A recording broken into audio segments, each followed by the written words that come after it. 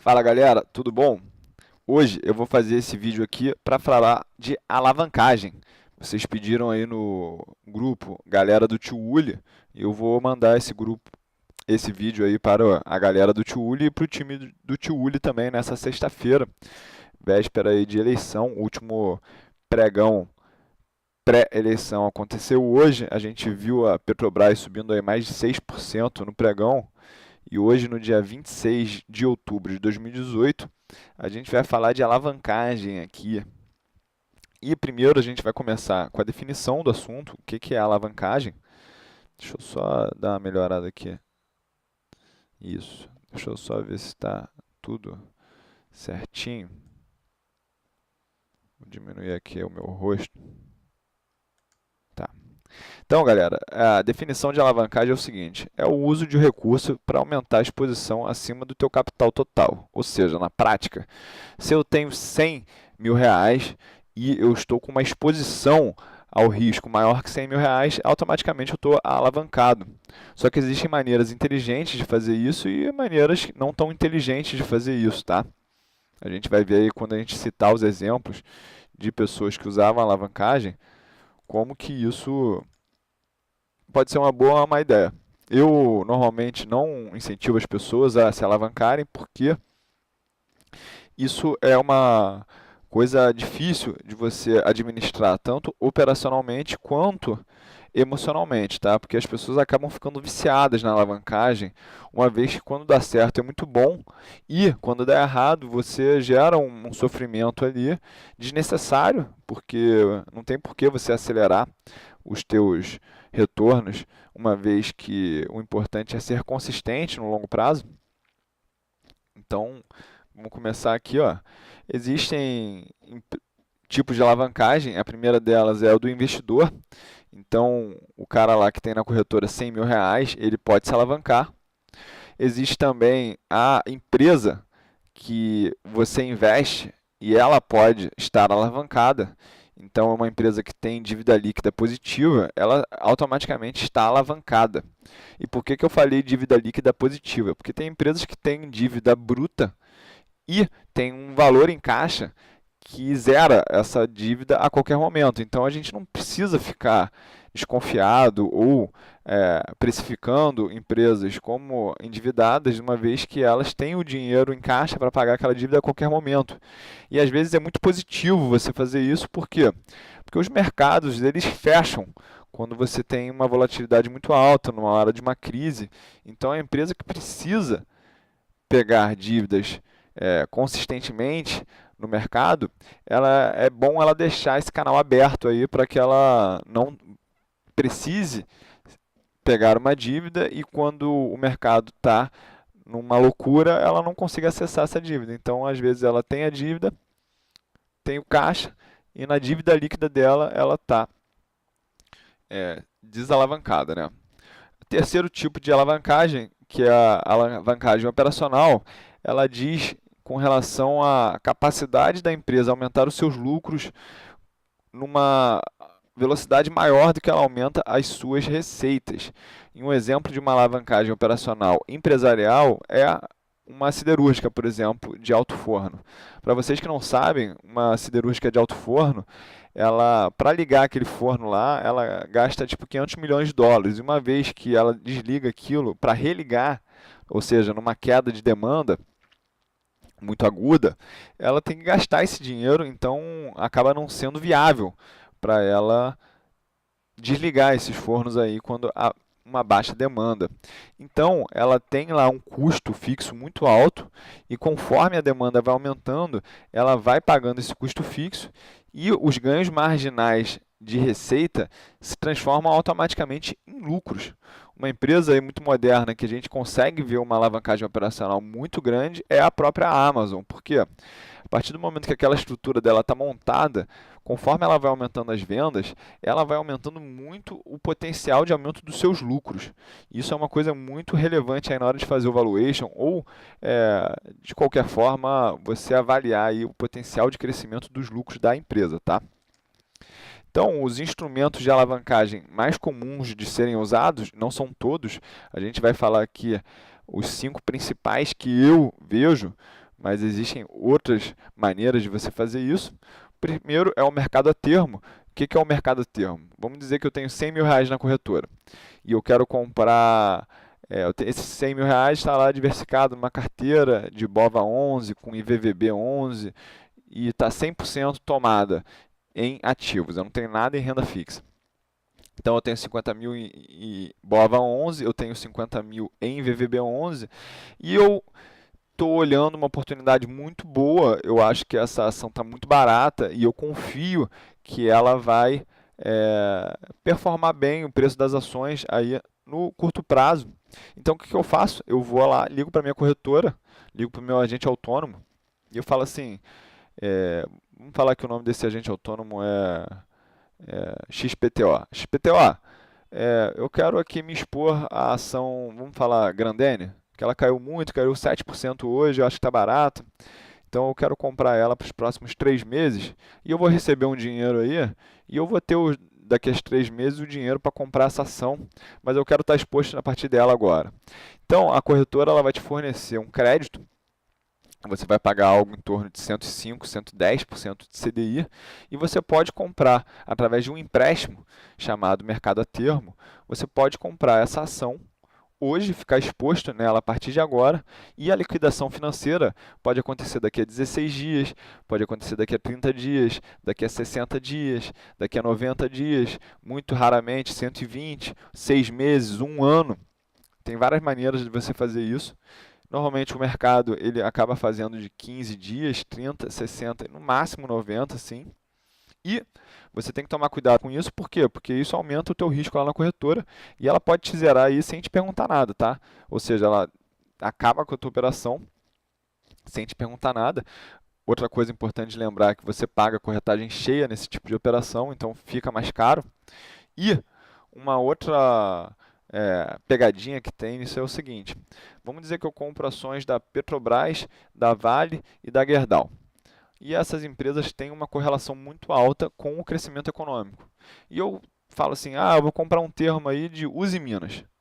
Só que é o seguinte, quando eu tinha lá 100 mil reais e fiz o termo para comprar essa Uzi Minas, as minhas ações valiam 100 mil. Só que aí veio uma crise igual a de 2008 e as minhas ações saíram de valor de mercado de 100 mil reais para 50 mil reais.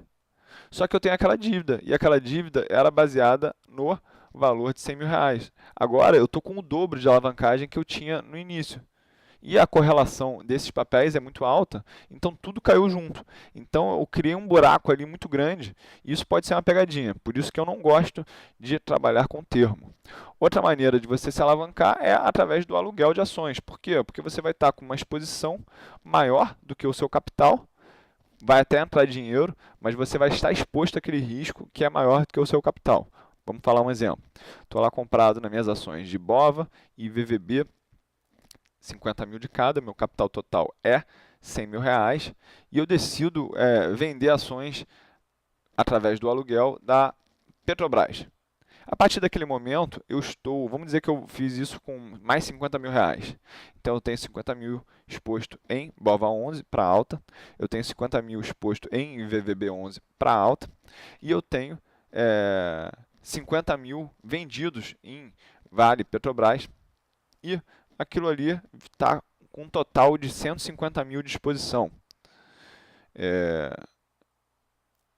Bem lembrado, eu acho que eu dei um exemplo aqui ruim, porque o BOVA11, se eu não me engano, eu até peço para o André Narval, se ele ver esse vídeo aí, ele confirmar isso para a gente. Eu acho que os ETFs eles não geram margem de garantia para você fazer novas operações. Então eu vou trocar aqui o exemplo. Vamos dizer que eu tenho Itaú, eu tenho Vale do Rio Doce e eu tenho ações da Grandene. 33 mil em cada, 100 mil reais total, e eu quero apostar agora nas ações da Klabin.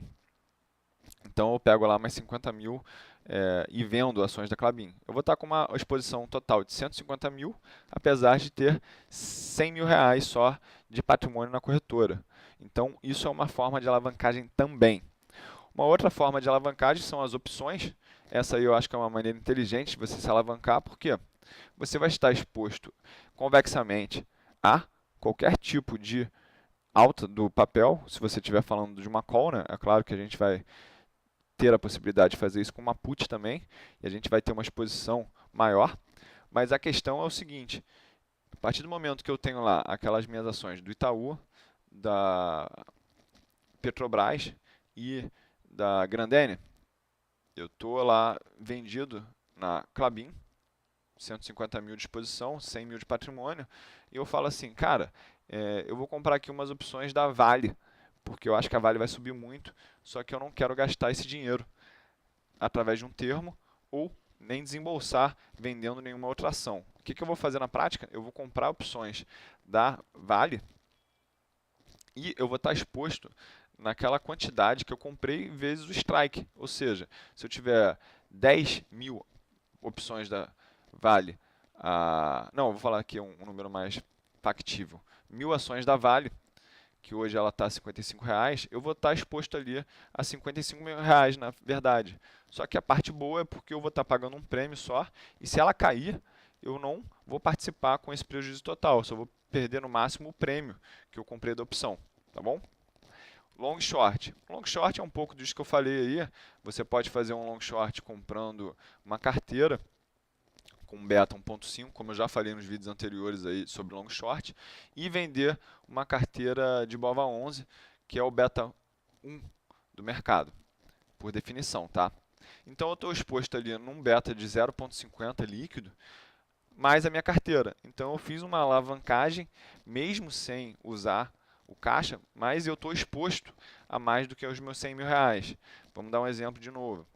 Tenho lá na minha carteira de R$ 100.000, 33 mil em Itaú, 33 mil em Petrobras e 33 mil em Grandene.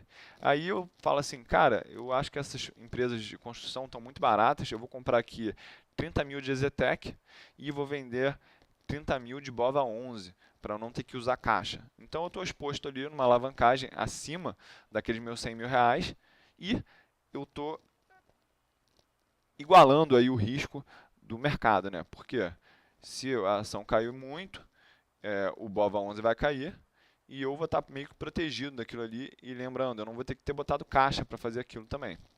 Outra maneira de se alavancar é através dos mercados futuros.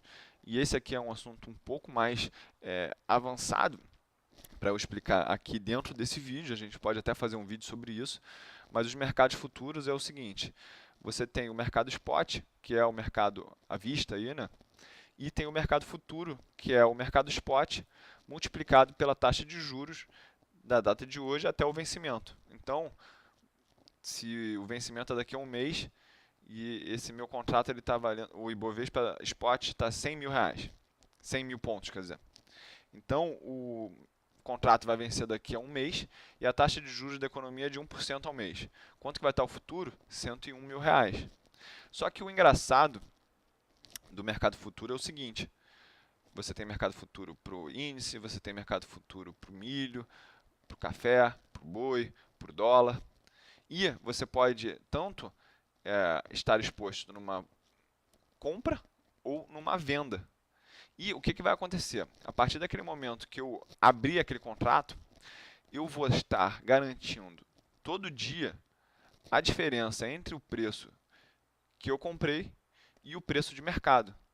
Então vamos dizer que eu comprei lá o índice Bovespa 85 mil pontos, o índice futuro vai estar isso mais a diferença da taxa de juros até o vencimento. E o que vai acontecer na prática? Vamos dizer que o Bolsonaro é eleito na segunda-feira e o Ibovespa sobe para 100 mil pontos. Aqueles 15 mil pontos, eles vão depositar no dia seguinte na minha conta. Só que se o Ibovespa cair para 70 mil pontos, eles vão debitar esses 15 mil pontos da minha carteira, da minha conta corrente. Por isso que é muito perigoso isso, mas também as oportunidades de crescer é muito rápido. Por quê? Vamos dizer que o Ibovespa sai de 85, vai para 100 mil pontos e eles depositam essa diferença de 15 mil na minha conta. A partir daquele momento, eu posso comprar ainda mais contratos. Por quê? Porque a minha margem de garantia está maior, já que eles depositaram esse dinheiro na minha conta. Então, você vai criando uma pirâmide que ela pode funcionar para o bem ou uma pirâmide que pode funcionar para o mal. Porque se você for aumentando as posições naquela direção, aquilo ali pode ser bom, pode ser ruim, tá? Então aqui a gente vai falar dos prós e contras da alavancagem, no meu ponto de vista, né? a gente pode citar aí que é a amplificação dos movimentos. Então, se eu tenho muita convicção de que um ativo vai subir, eu me alavanco nele para aumentar aí a minha chance de lucro, ou a potência desse meu lucro aí. Então vamos dizer que eu tenho 100 mil reais em ações do Itaú e eu vou lá e pego, me alavanco em mais 100 mil reais de ações da Itaúsa, por exemplo. Pode ser Itaú também, seria até mais risco.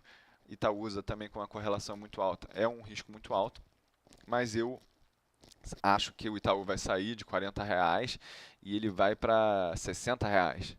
Então, se eu tivesse 2.500 ações, não, 2.500 ações do Itaú a 40 reais, eu vou me alavancar 100% e eu vou ter 5 mil ações do Itaú. Então, aqueles 20 reais que eu multiplicaria por 2.500, que daria no final 50 mil reais de lucro, eu com 200, eu estou ganhando 100 mil reais de lucro. Só que é 100 mil reais de lucro em cima daqueles 100 mil reais. Por quê? Porque os outros, o outro dinheiro, a outra exposição, eu me alavanquei. Então, aquilo que ia dar 50% de lucro, eu transformei em 100% de lucro. Por quê? Porque eu usei a alavancagem. Só que a parte ruim disso é que a gente aumenta o nosso risco de ruína, né? Lembra lá no dia do Joesley Batista, que ele fez a delação lá e o mercado caiu 10% em um dia? Imagina se você se alavanca hoje e no dia seguinte acontece aquilo. Você toma um risco muito grande e a corretora ela pode zerar a tua posição a qualquer momento, sem nem te falar, tá? Ela tem esse direito, está escrito lá no contrato que você assina com a corretora que ela pode fazer isso. É claro que ela não vai sair fazendo isso sem motivo nenhum. Ela só vai fazer isso se você estiver tendo perdas muito agressivas e ela sentir que você não é capaz de honrar lá os compromissos que você tem com ela. Então, o risco de ruína é uma coisa que a gente tem que evitar ao máximo, tá? O terceiro contra aí, né, prós e contras, é que aumenta a volatilidade do portfólio. Então, se você tinha lá uma volatilidade baixa com uma carteira, você pegou 100% de alavancagem, dobrou lá a exposição, é claro que o risco vai aumentar muito mais. Então, você tem que estar preparado emocionalmente para lidar com essa volatilidade maior, tá? E exemplos aí de alavancagem que eu posso te falar que deram certo e que deram errado. Primeiro é o Warren Buffett, porque a partir do momento que ele tem lá o float da seguradora dele e ele investe aquele float em ações ou empresas, ele está se alavancando, porque aquele dinheiro, na verdade, não é dele. Aquele dinheiro lá, ele é uma garantia que ele dá, que os segurados dele deixam lá na empresa dele, e ele muito inteligentemente bota aquele dinheiro para funcionar em boas ideias e ele acaba amplificando aí os resultados da empresa dele. Tem um artigo acadêmico que fala que esse float aí que ele usa nas empresas dele acaba gerando uma alavancagem de 1,6 vezes. A gente não sabe se isso se mantém até hoje. Esse artigo aí não é muito fresco em relação à data de publicação, mas te dá um norte aí sobre como ele usa isso. E engraçado que o risco de ruína para esse tipo de alavancagem que ele usa é muito baixo. Por quê? Porque ele não está sujeito àquela história da corretora que zerar a tua posição sem nem te perguntar, tá? Por quê? Porque esse dinheiro não tem nada a ver com o mercado de investimentos como investidor. Aquilo ele está fazendo na esfera empresarial, tá? E por último aí, para terminar o vídeo, um exemplo clássico de alavancagem que deu errado foi o Long Term Capital Management, que era um fundo de investimento da década de 90, que tinha aí o prêmio Nobel, vários figurões aí das finanças no seu corpo de recursos humanos aí na sua equipe, e eles começaram a ter perdas, e eles faziam muitas operações de long e short, fazendo arbitragem entre várias classes de ativos, entre vários ativos, e teve uma hora que essa alavancagem chegou aí a mais de 100 vezes, tá? E eles tiveram que ser resgatados por instituições, causou um grande problema. Até tem um livro baseado nessa história chamado Quando os Gênios Falham. Eu recomendo muito vocês lerem esse livro. E também é bom entender, lembrar, né? A gente tinha prêmio Nobel na equipe desse fundo e mesmo assim deu errado. Então é muito importante a gente não ter a soberba do conhecimento. Essa foi uma lição aí que o Warren Buffett deu para mim quando eu conheci ele pessoalmente, que ele falou assim, os mais inteligentes dessa sala serão os primeiros a quebrar. Graças a Deus eu não era um dos mais inteligentes, mas a gente viu logo depois disso, ele falou isso em 2006 para mim, né? Logo depois disso a gente viu aí o sistema financeiro americano ruir devido à alavancagem excessiva aí que ele tinha gerado, tá? Então, galera, foi isso o meu assunto de alavancagem. Espero que vocês tenham gostado aí. Eu já aconselho vocês a se manterem distantes de alavancagem, se forem fazer isso no máximo aí através das opções, é a maneira mais inteligente de explorar esse assunto. E lembrando, é só o começo, tá?